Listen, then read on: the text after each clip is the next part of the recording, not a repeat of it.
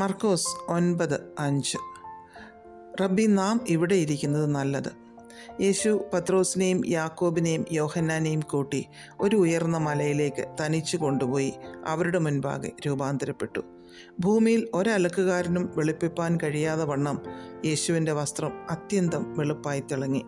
ഏലിയാവും മോശയും അവർക്ക് പ്രത്യക്ഷമായി യേശുവിനോട് സംഭാഷിച്ചു കൊണ്ടിരുന്നു.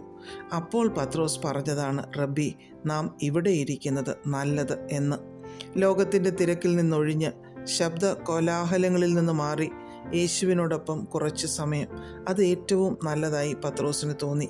യേശുവിൻ്റെ മഹത്വം ദർശിച്ചപ്പോൾ അതിലും വലിയ സന്തോഷം തരുന്ന സ്ഥലം മറ്റൊന്നുമില്ല എന്ന് അദ്ദേഹത്തിന് മനസ്സിലായി. നമുക്ക് ഈ പ്രകാശനം അതിൻ്റെ ആഴമേറിയ അർത്ഥത്തിലും വ്യാപ്തിയിലും ലഭിക്കേണ്ടതിനായി പ്രാർത്ഥിക്കാം. മറ്റാരേക്കാളും നല്ലത് യേശു കർത്താവും മറ്റെന്തിനേക്കാളും നല്ലത് ദൈവസാന്നിധ്യവും ദൈവസന്നിധിയുമാണ്.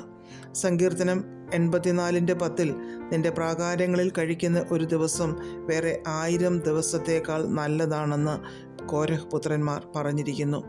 സങ്കീർത്തനം 92:1-2 വാക്യങ്ങളിൽ ദൈവനാമത്തെ കീർത്തിക്കുന്നതും ദൈവത്തിൻ്റെ ദയയും വിശ്വസ്തതയും വർണ്ണിക്കുന്നതും നല്ലത് എന്ന് സങ്കീർത്തനക്കാരൻ പറഞ്ഞിരിക്കുന്നു. നമ്മുടെ ജീവിതത്തിൽ എത്ര വലിയ സ്നേഹിതന്മാരോടുകൂടെ സമയം ചിലവഴിച്ചാലും ദൈവ സാന്നിധ്യത്തിൽ ആയിരിക്കുമ്പോൾ കിട്ടുന്ന തേജസ്സും ഓജസ്സും കിട്ടുകയില്ല. മോശ 40 രാവും 40 പകലും ദൈവത്തോടു കൂടെ ചിലവഴിച്ചു. തനിക്ക് വിശന്നില്ല, ദാഹിച്ചില്ല. തന്നെയുമല്ല, തൻ്റെ ത്വക്ക് മറ്റുള്ളവർക്ക് നോക്കുവാൻ സാധിക്കാത്തതുപോലെ പ്രകാശിക്കുവാനും ഇടയായി. നമ്മുടെ ജീവിതത്തിൽ ഈ ദൈവമഹത്വത്തിൻ്റെ ആഴം മനസ്സിലാക്കുവാൻ ദൈവം നമ്മെ സഹായിക്കട്ടെ. ദൈവസന്നിധിയിൽ ഇരുന്ന് തേജസ്സുറ്റ കർത്താവിനെ നമ്മുടെ ആത്മീയ കണ്ണുകൾ കൊണ്ട് കാണുവാൻ ഇടയാകട്ടെ. ദൈവത്തെ സ്തുതിക്കുന്നതും പ്രകീർത്തിക്കുന്നതും നല്ലതെന്ന് മനസ്സിലാക്കി ആരുടെയും മുൻപിൽ ലജ്ജ കൂടാതെ ദൈവത്തെ സ്തുതിക്കുവാൻ നമുക്ക് ഇടയായി തീരട്ടെ. പ്രാർത്ഥിക്കാം. പ്രിയപിതാവേ, നല്ലത് എന്ത് എന്ന് ആരാഞ്ഞറിഞ്ഞ് അപ്രകാരം ആയിത്തീരുവാൻ ഞങ്ങളെ സഹായിക്കണമേ.